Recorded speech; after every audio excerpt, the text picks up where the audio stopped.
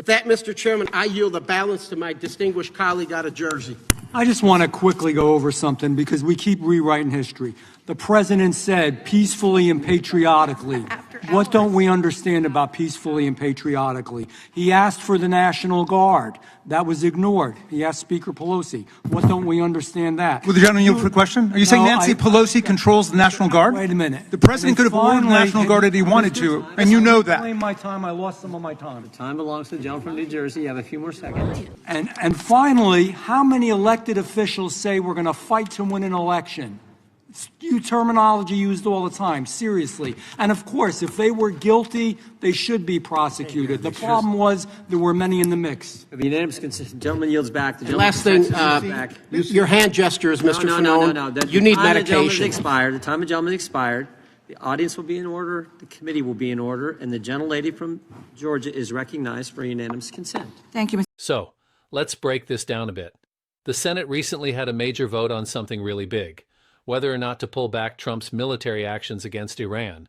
The Democrats put forward a resolution that would have required Trump to stop his strikes, unless Congress gave him the green light to use force. In the end, it didn't go through. 53 voted against it, while 47 were in favor. The only Republican who stood up against that was Rand Paul. This vote really shows where Congress stands on the matter. At the same time, the House attempted to pass a similar resolution, but that one fell short too, with a narrow vote of 219 to 212.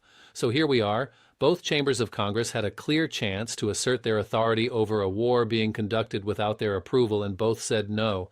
Just think about that for a second. The Senate turned it down by 53 to 47, and the House by 219 to 212. It's honestly hard to believe they just walked away from that. It's quite a situation unfolding in Washington, isn't it? So while things are heating up outside the Capitol with a wave of protests, there's a lot going on inside too. It seems that 53 senators and 219 representatives have chosen to prioritize President Trump's authority to wage war over the powers that Congress is supposed to hold.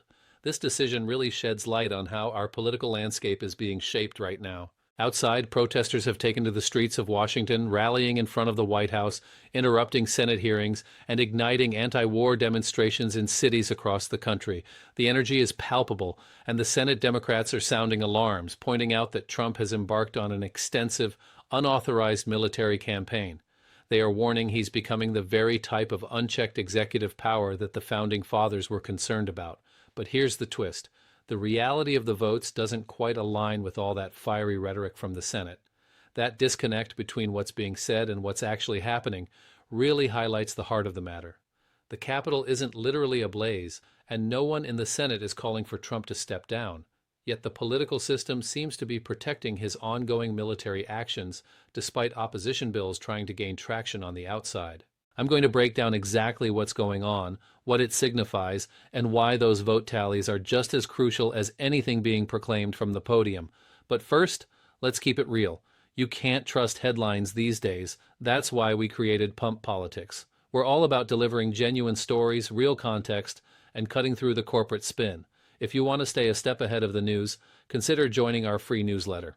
We'll send highlights straight to your inbox each day. Just click the link in the description to get on board. And if you'd like to lend your support to what we're doing, come be part of a community that values the truth. Now back to the happenings in Washington. D.C. Day 8 of the government shutdown is underway, and the atmosphere on Capitol Hill is thick with tension. We've got confrontations and some finger-pointing, heated discussions spilling out into the hallways involving figures like Hakeem Jeffries, Mike Lawler, and Speaker Mike Johnson. It's quite the scene. Earlier today, there were some brief but intense moments that really stood out. So, let's dive into it. Some folks were caught in a conversation about signing off on an important bill, and it seemed like there was a bit of tension in the air. One person pointed out that another's boss wasn't exactly Donald Trump, just to clarify things. Then, the topic of the government shutdown came up with some surprising comments about how certain votes went down. It was quite the spectacle, with accusations flying about who was really embarrassed by the whole situation. Somehow, amidst all this back and forth, the need to sign for a cleaner year came up, which made it all feel rather convoluted.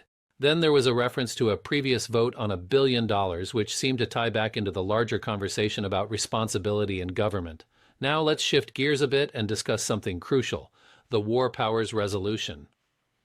This law from 1973 lays out some important rules. The president must notify Congress within 48 hours if U.S. forces are sent into hostilities, and any unauthorized military actions can't last longer than 60 days without Congress stepping in. The whole point of this law was to prevent future presidents from escalating conflicts without proper approval, unlike what happened during the Vietnam War with Lyndon Johnson and Richard Nixon. When Democrats brought this resolution up for discussion, it wasn't some radical idea. It was simply invoking a law that has been around for 50 years, designed for moments just like this. We've got a president who's kicked off a major military campaign against another country, and service members are getting injured and killed without Congress giving its formal nod of approval. The Constitution is pretty clear on this. Congress is the one that gets to declare war, not the president. The War Powers Resolution is intended to shine a light on that principle, and yet 53 senators just voted against a measure that would enforce it. This isn't just a matter of procedure. It's Congress choosing not to exercise its constitutional power. And let's be straightforward about the way it's all being presented in the media. When we talk about the Capitol on fire, we're really using that as a metaphor for the political heat. It's not about literal flames. The Senate hasn't instructed Trump to step down, and there's no bipartisan agreement to be found here. There's a lot going on in the political scene, and it's quite significant. We're witnessing a constitutional clash with dramatic failed votes and growing protests as Democrats make some of the toughest accusations against a wartime president that we've seen in decades. Honestly, this story is important just as it is. You don't need to exaggerate it to capture the seriousness. The reality is that Congress is voting to protect an unauthorized war while protests erupt on the streets and the constitutional alarms are blaring. It's enough to make you think about the implications. Being clear about what's actually happening sets apart genuine political insights from the clickbait that pretends like something big is about to change. In truth, the political machinery seems to be mostly shielding Trump. Figuring out why that is and what it would take to actually shift the situation is the analysis that really deserves our attention. Let's break down what unfolded this week as everything: the Senate vote, the House vote, the images of protests, and the constitutional arguments are all woven together, telling a bigger story about where power lies in Washington right now. First, we had the Senate vote, which tallied 53 to 47. But before diving into its implications, it's worth recognizing what it took for the Democrats just to get that vote. They had to jump through some serious hoops, overcoming procedural roadblocks, gathering enough co-sponsors, and rallying political will to even bring it to the floor. They managed to clear those hurdles, got the vote, and then lost it, 53 to 47. Every Republican except Rand Paul voted against the War Powers Resolution, understanding that breakdown is crucial for grasping the political dynamics at play. Rand Paul has consistently questioned the power of the executive when it comes to military action, no matter who the president may be. His vote supporting the resolution aligns with his long-standing constitutional beliefs. Taking a moment to look at Rand Paul's vote sheds light on the internal conflicts within the Republican Party regarding this issue, which the 53 to 47 outcome might obscure. Just because he was the only Republican senator to take a stand doesn't mean he's the sole one with these concerns privately. It reflects a different political calculation from the others. The rest of the Senate Republicans fell in line behind Trump, and understanding that is key to grasping what's happening. It's clear that a lot of senators are carefully weighing their options when it comes to President Trump's war efforts. They're not necessarily saying that the war is legally justified or that they support it. Instead, they're playing it safe by opting to vote in favor of it rather than against. They've made a political calculation, essentially deciding that the risks of breaking away from the president are greater than any concerns they might have about the war itself or constitutional principles. That's a crucial distinction to make. If a senator votes against a war powers resolution because they genuinely believe the president has the constitutional right to wage that war, that's a solid legal stance. But if they're voting to block it simply because they're worried about facing a primary challenger, that's just plain cowardice in political terms. Most Senate Republicans, based on what they've been saying publicly, seem to fall into that second group. What's the outcome of all this? Well, it essentially paves the way for an ongoing bombing campaign that's already claimed the lives of American soldiers, hit a school with children, drawn international condemnation, and disrupted a major global oil route, all without any official approval from Congress. In the House, the vote was incredibly close, with a count of 219 to 212.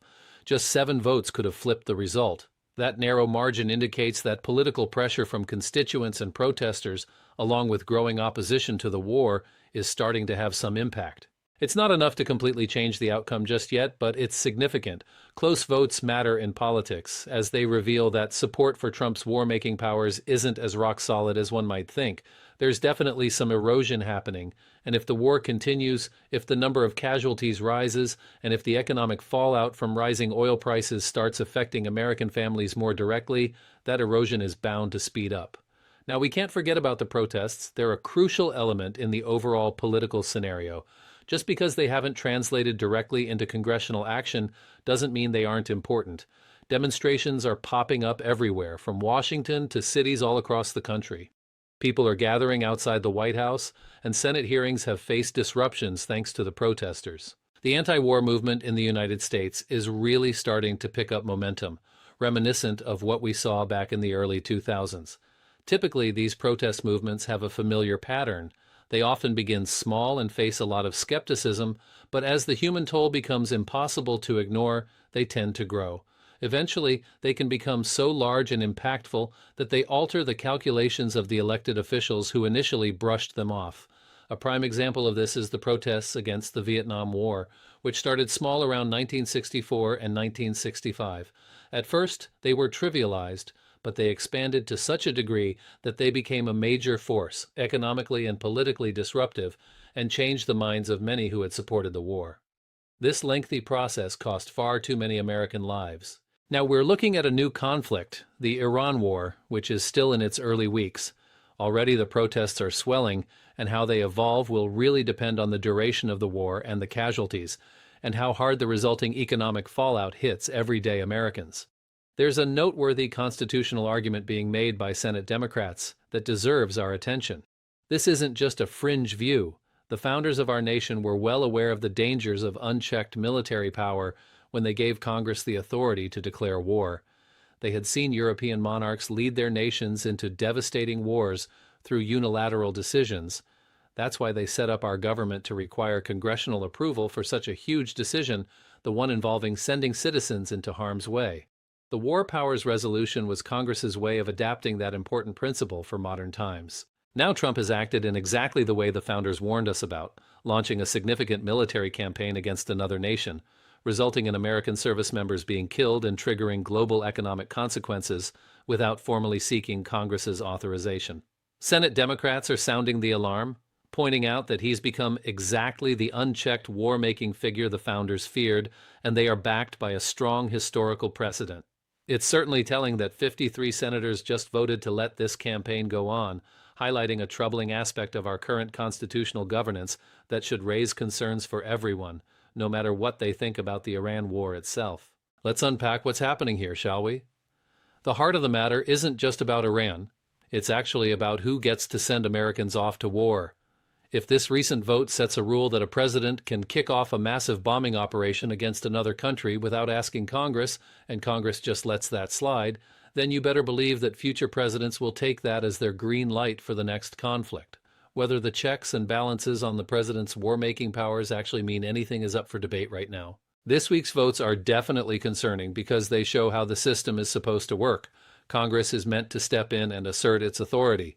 But when Congress declines to do that, like when they were given the chance to vote and just sat it out, it really weakens that check. It's not that they formally changed any laws, it's just that over time these precedents pile up. It ends up looking like presidents go to war and Congress just stands by. Now let's break down the key points because the recent Senate and House votes, along with the rising protests, all fit into this bigger picture about accountability and how things are shaping up politically regarding this war. First off, the Senate had a vote where they blocked the War Powers Resolution with a count of 53 to 47, and only Rand Paul broke ranks with his party. This vote clearly shows that congressional Republicans aren't about to put any limits on Trump's ability to wage war. Instead, they are backing him up, which has some serious implications. The founders designed Congress to have the power to declare war, and the War Powers Resolution from 1973 was meant to put that into action. But now, a majority in the Senate has voted to prevent the very process that would have forced Trump to either seek official permission or stop the attacks. This is Congress actively choosing not to use the constitutional measure meant to check the president's war-making powers. And this decision is one that future presidents from both parties will remember when they claim they don't need congressional permission to start military actions. That's really how constitutional erosion happens. It's a series of votes that create a new norm out of what used to be a big deal. Each time it happens, it makes it easier for the next president to justify their plans by pointing back to what the previous one was allowed to do. The vote in the Senate, with a staggering 53-47 result, is quite a landmark moment, but it's certainly not setting a good precedent. Whenever we look at the House vote, which barely failed by a slim margin of 219 to 212, it stands out as nearly just as significant.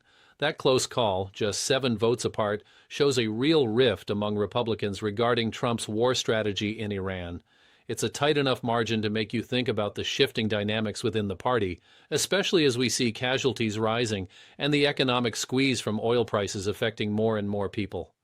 Protests are on the upswing too, with a leaked memo highlighting over 1,245 civilian deaths making rounds. Each of these issues piles pressure on those 7 House Republicans who might feel inclined to change their stance for a different outcome. In a democracy, tight votes like this can shift over time, and given the current climate, it's hard to picture those Republican members growing more assured about siding with Trump's unauthorized war decisions. 7 votes doesn't seem like an impossible hurdle. It's just a handful of representatives in districts where constituents are increasingly voicing their discontent about the ongoing conflict. Now let's talk about the growing protest movement. While it hasn't yet turned into congressional votes, historically, grassroots movements have often shaped the course of U.S. wars. These anti-war movements usually start small, catch the attention of some, and then, as the grim human toll becomes a reality, they grow and become harder to ignore. Eventually, politicians face a choice: support the war or protect their political future. We're still in the early stages of this process, and the protests are gaining traction. While they haven't yet influenced actual votes in Congress, the unfolding situation is crucial.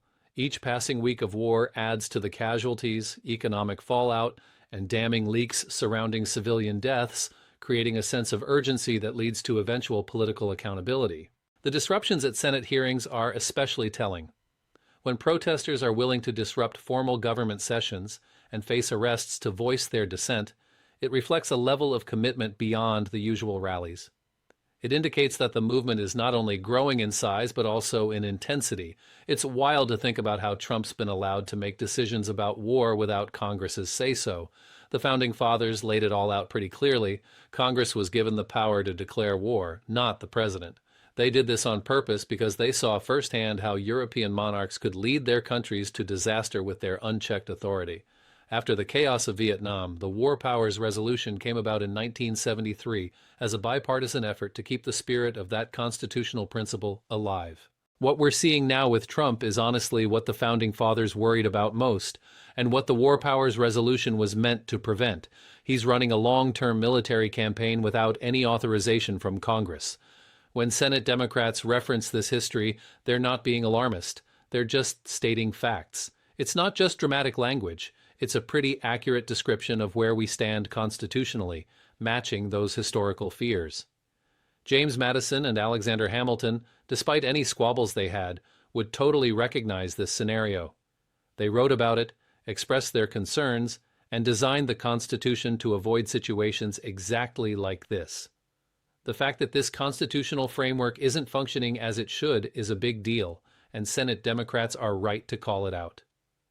This issue doesn't fit neatly into the usual partisan boxes, even if the votes sometimes suggest otherwise. Constitutional conservatives, those who genuinely care about the Founding Fathers' intent and the separation of powers, should be uneasy about a president engaging in unauthorized warfare while Congress sits back. The founders' worries about executive overreach weren't based on party lines, but on the structure itself. They feared any concentration of power, whether it was in the hands of a Democrat or a Republican.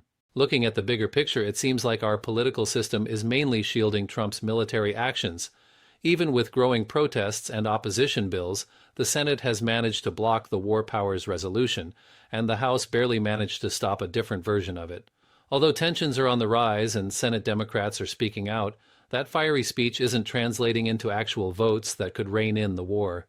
The atmosphere is intense, and while the political heat is palpable, the institutional reality is still enabling Trump's authority to continue bombing Iran without a formal nod from Congress. The political landscape is buzzing with uncertainty about whether we'll see any real accountability regarding the war. It really makes you think about what genuine accountability would mean. For starters, a significant number of Republican senators or representatives would need to distance themselves from Trump, which is no easy feat. The pressure for that to happen is rising. The protest movement needs to ramp up in size and intensity. Only then will the political cost of supporting this war start to outweigh the benefits of opposing it for some Republicans. As oil prices soar and casualty counts climb, the stakes are getting higher. We're in a situation where Trump is pursuing an unauthorized war while Congress seems mostly passive. Meanwhile, more and more people are taking to the streets to protest. Here's where it gets interesting. The political system isn't exactly broken in the sense that no one is alerting us to the situation. Senate Democrats are making noise, protesters are active, and a few Republicans are getting involved in crucial votes. However, the system is faltering in a much more troubling way. Those in power are ignoring the alarms. This isn't just a simple failure of structure, it's a political one. And these kinds of failures don't fix themselves automatically. They need sustained pressure from citizens who refuse to let things slide. All this protest, the close call votes, and the warnings from senators, that's the pressure starting to build. The real question is whether it will build fast enough to make a difference. So, looking at these close votes and the rising protests, we have to wonder, are these the last words on congressional accountability for Trump's actions, or are we still in for a political reckoning? It's definitely a story that's evolving quickly, so stay tuned.